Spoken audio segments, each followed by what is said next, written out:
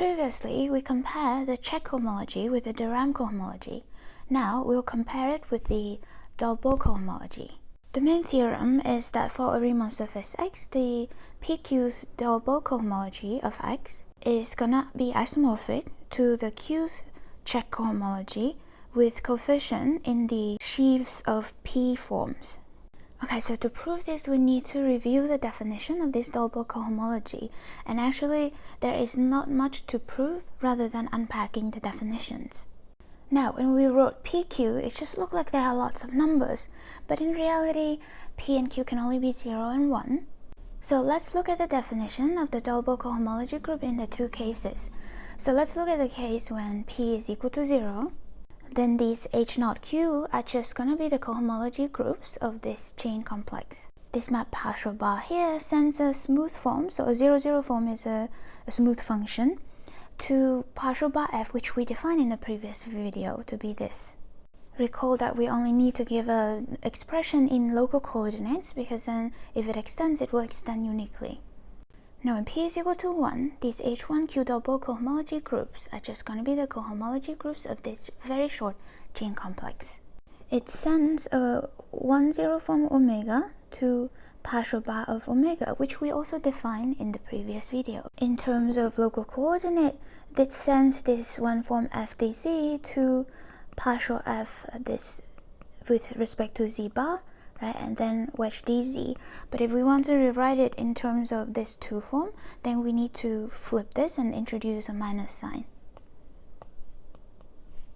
Now, so how do we relate these Dolbeault cohomology to the Cech cohomology? As usual, to make this Cech cohomology appear, we want to look at some short exact sequence of sheaves and then look at the long exact sequence of cohomology. Of course, the short exact sequence of sheaves should relate to these chains somehow, right? So in this case, P equal to 1, we observe that these are just global sections of these sheaves, so we should look at a short exact sequence associated to this map. Now, what's the kernel of this map? What are the smooth functions that have the partial bar part vanish? Well, those are exactly the holomorphic functions.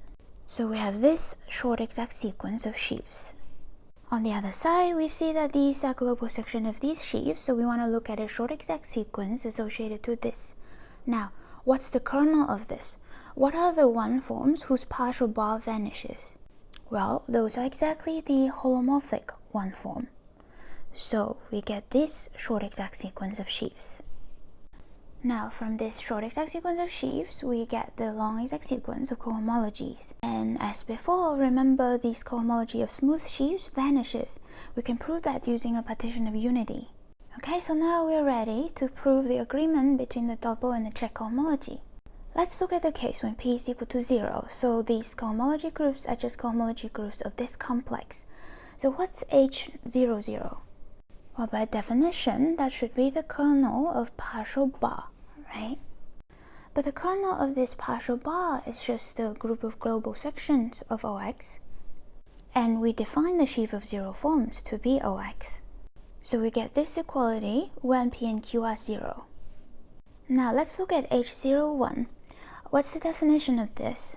It has to be the kernel of this map modulo the image of this partial bar, right? But the kernel of this map is just E01, right? So this map, so this group is just actually the co-kernel of this partial bar map. Now I will look at the long exact sequence in cohomology. Because this vanishes, then the co-kernel of this map is just H1 of OX, right? Because by the first isomorphism theorem, H1 of OX is isomorphic to this E01 model by the kernel of this connecting homomorphism, which is just the image of partial bar by exactness. So we have proven this statement for both cases of P equals to 0. Now let's look at the case when P is equal to 1. Similarly, H10 is just defined to be the kernel of this, right? The kernel of this map, which is just the global sections of the sheaf of one form. And H11 is defined to be the co-kernel of this map.